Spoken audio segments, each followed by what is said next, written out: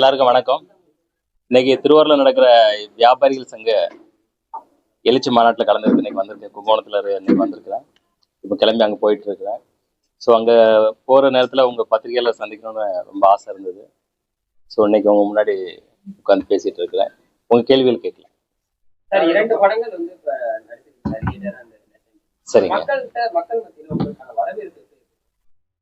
நல்லா இருக்கு. நாங்க என்ன எதிர்பார்த்தோமோ அந்த வரவேற்பு இருக்கு. நாளுக்கு நாள் அதிகமாயிட்டு இருக்கு. எதிர்பார்ப்புகளும் வரவேற்பும் அதிகமாயிட்டு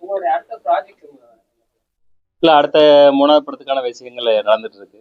ஆல்ரெடி நான் முன்னாடியே சொல்லியிருக்கேன். அதுல வந்து ட்ரிபிள் ஆக்ஷன் பண்றேன்னு சொல்லிட்டு இதே டைரக்டர் துரை செந்தில்குமார் தான் பண்றாங்க. அதுக்கான வேலைகள் போயிட்டு இருக்கு. அரசியல் ஈடுபடுற அனுபவம், அரசியல காலங்கள் பதில் சொல்லட்டும். ஆமாங்க, ஆமா. இல்ல, இன்றைய வந்து இளைஞர்களுடைய எழுச்சியை பார்க்குறோம். அதாவது இளைஞர்கள் வந்து மிகப்பெரிய ஒரு எழுச்சியோட இந்த முடிவை கொடுத்துருக்குறாங்க தமிழ்நாட்டு மக்களுக்கு. அதாவது நம்ம ஜல்லிக்கட்டுலையும் பார்த்தோம். ஜல்லிக்கட்டுலேயும் அவங்களோட எழுச்சி அங்கே ஆரம்பமாச்சு. அதனுடைய கண்டினியூஷன் தான் இன்னைக்கு வந்து இந்த ஆட்சி மாற்றத்தை மிகப்பெரிய எழுச்சி அந்த இளைஞர்கள் தான். அதாவது இன்னைக்கு புதுசாக ஓட்டு போட்ட இளைஞர்களாகட்டும் ஒரு பெரிய மாற்றத்தை எழுச்சியை உண்டாக்கி இருக்கிறாங்க.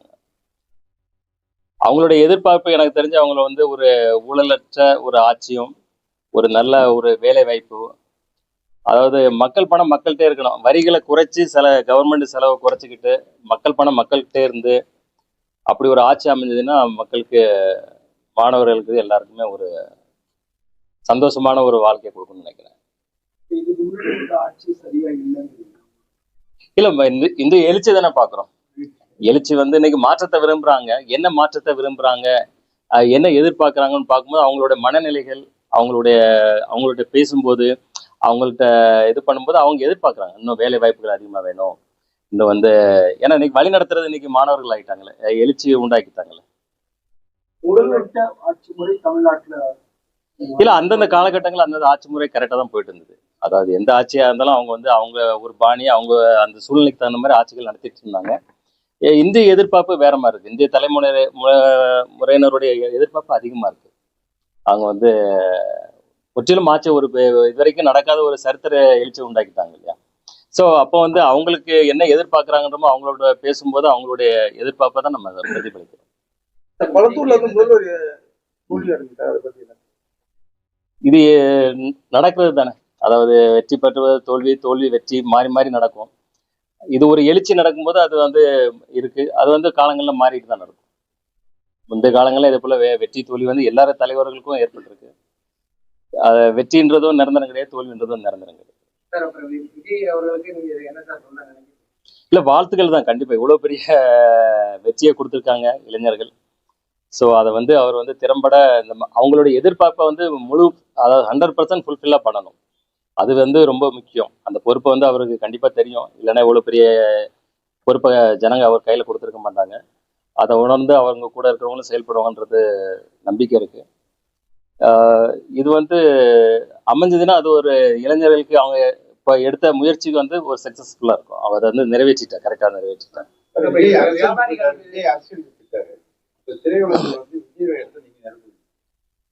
இல்ல, அது எனக்கு தெரியாது. எனக்கு ஆர்வம் உண்டு, அதை செயல்படுத்திட்டு இருக்கேன். அது என்னன்றத காலம் தான் முடிவு பண்ணும். அகில இந்திய அளவுல தமிழ்நாடோட அடுத்த கட்ட எப்படி இருக்கு? இல்ல, இந்தியாவுக்கு இது ஒரு எழுச்சியா தானே இருக்கு. இந்தியாவே வந்து பாத்தீங்கன்னா மிரண்டு போய் தான் நிக்கிறாங்க இந்த எழுச்சியை பார்த்து, மாணவருடைய அதாவது இளைஞர்களுடைய எழுச்சி பார்த்து. ஸோ அந்த அளவுக்கு ஒரு நல்லா சிறப்பா இருக்கு. இளைஞர்கள் வந்து போதை கலாச்சாரத்துக்கு அடிமை இருக்காங்க, பாலியல் நிறைய நடந்திருக்காங்க. இல்ல, இதை வந்து கம்ப்ளீட்டா தவிர்க்கணும். அதை போதை கலாச்சாரத்துன்றது கம்ப்ளீட்டா தவிர்க்கணும். இதே போல வன்முறைகள்ன்றதும் மிகப்பெரிய, அதே போல பாலியல் கொடுமைகளுக்குலாம் அதாவது இமிடியேட்டா தண்டனை கொடுக்கணும். டிலேவே பண்ணக்கூடாது. Within 10 months. ஸோ அதுதான் இதை கட்டுப்படுத்தும். அப்பதான் இதை வந்து சரிப்படுத்த முடியும். விஜய் ரசிகர்களுக்கு இளைஞர்கள் அதிகமா வாக்கு போடுறாங்க. ஆமா. இல்ல, இது வந்து அவங்க தானே உருவாக்கி இருக்காங்க. இன்னைக்கு ஒரு புரட்சியை உருவாக்கி இருக்கிறாங்க. ஸோ அவங்க எதிர்பார்ப்பு வந்து இப்போ மக்கள் வந்து விஜய் சிஎம் எதிர்பார்க்குறாங்க. ஸோ அவர் தான் இனி அதை வந்து ஃபுல்ஃபில் பண்ணி கொடுக்கணும் மக்களுக்கு. இல்ல, அது இளைஞர்கள். அது வந்து நீங்க எந்த வயசுல, சின்ன வயசுல எப்படி இருந்திருப்பீங்க, இப்ப எப்படி இருக்கீங்க?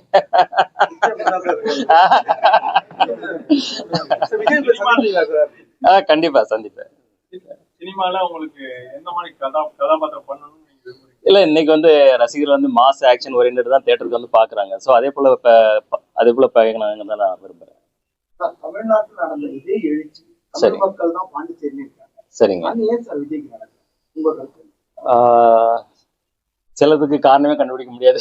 யாராவது கணிச்சாங்களா? அதாவது இதுக்கு முன்னாடி வந்து எலெக்ஷன்ல வந்து நம்பர்ஸ் வந்து ரொம்ப கம்மியா சொன்னாங்க விஜய் சாருக்கு. பட் சிங்கிள் டிஜிட் டபுள் டிஜிட்னாங்க. அவர் இன்னைக்கு ட்ரிபிள் டிஜிட்ல வந்து நிக்கிறாரு. ஸோ எதிர்பார்ப்பை மீறி நடக்கிறது தான் அரசியல். அதே தமிழ் மக்கள் அதே தமிழ் இல்ல அதுதான் புரியாத போகுது. ஏன்னா முதல்ல கணிச்சவங்க எல்லா ஜீனியஸும் கணிச்சாங்க, எல்லாமே தவறாகி போச்சு, பொய்யாகி போச்சு. ஸோ அது வந்து காலம் தான் பதில் சொல்லும். நமக்கு சில விஷயங்களை நம்மளால கணிக்க முடியாது, சில விஷயங்களை அதை உணர முடியாது. சில சினிமா விஷயங்கள் துறையில இருந்து ஒரு சூப்பர் ஸ்டாரா அவர் வந்து உணர்வு உயர்ந்து இப்போ அரசியலுக்கு வந்து மக்கள் நல பணியாற்றுவார். சரிங்க. நீங்க நடிகரா இருக்கீங்க, வருங்காலத்துல நீங்களும் ஒரு சூப்பர் ஸ்டார் வர்றப்ப நீங்க அரசியலுக்கு இல்லை எனக்கு வந்து எப்பவுமே அதாவது சினிமா துறை ஒரு தொழில் தான் எனக்கு ஃபர்ஸ்ட். ரெண்டாவது சினிமா துறை எனக்கு ஒரு பேஷன், அதை செஞ்சுட்டு இருக்கேன். அரசியல் வந்து மக்கள் நலன் வந்து எனக்கு ரொம்ப ஆர்வம் உண்டு. எப்பவுமே மக்கள் நலன்ல ஆர்வம் உண்டு. நான் சின்ன வயசுல இருந்தே அதை செஞ்சுட்டு தான் இருக்கேன், தொடர்ந்து செஞ்சுட்டு தான் இருக்கேன். இதை இன்னமும் அதிகப்படுத்தி கொண்டு செஞ்சுக்கிட்டு தான் இருக்கேன். அது கால நேரம் ஒத்துழைச்சதுன்னா நான் வந்து கண்டிப்பா அரசியல் இறங்கி செயல்படுவேன். லீடர் மூவிக்கு உங்க சப்போர்ட் எல்லாம் ரொம்ப நல்லா இருந்தது. படமும் எல்லா தரப்பு மக்களுக்கும் ரொம்ப பிரியமா ரொம்ப ரசிக்கப்பட்டது. அதான் ஒரு தரமான படத்தை கண்டினியூவா கொடுத்துட்டு இருக்கோம் தான் எங்களுடைய ஆசை. ஸோ உங்க சப்போர்ட் எங்களுக்கு கண்டினியூவா இருக்கணும். Thank you so much. பெரிய டேரக்டர் கூட வேற பேச்சுவார்த்தை நடக்குது. இப்போ இவர் கூட இப்போ ஆல்ரெடி நான் கமிட் ஆயிட்டேன். ஸோ அடுத்த படம் நீங்க சொல்ற மாதிரி ட்ரை பண்ணலாம். சூப்பர் ஸ்டார் அவங்க கூட வந்து அவங்க கூட சேர்ந்து நடிக்கிறதுக்கான வாய்ப்புகள் இருக்கு. அதான் நான் நெல்சன்ட்ட சொல்லியிருந்தேன், ஒரே ஒரு கேமியா வேணா பண்றேன் அப்படின்னு சொல்லி. அதான் ஒரே ஒரு படத்துல ஒரே ஒரு கேமியா தான் பண்ணுவேன். ஜஸ்ட் 2-3 days அவ்வளவுதான்.